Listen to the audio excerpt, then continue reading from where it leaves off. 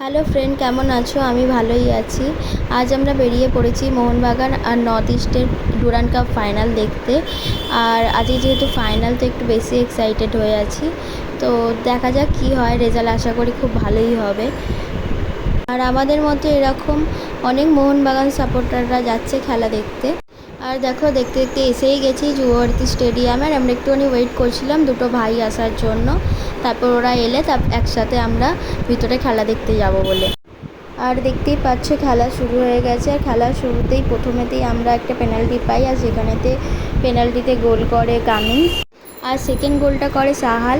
তো 2-0 গোলে আমরা জিতছিলাম, কিন্তু সেকেন্ড হাফের পর ম্যাচটা একটু চেঞ্জ হয়। তারপরে ওরাও দুটো গোল করে, তারপর ম্যাচটা ড্র হয়ে যায়।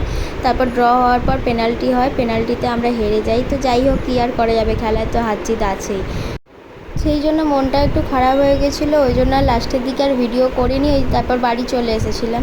তো কী আর করা যাবে, হারি আর জিতি মোহনবাগান ছিলাম, আছি আর থাকবো। জয় মোহনবাগান, টাটা।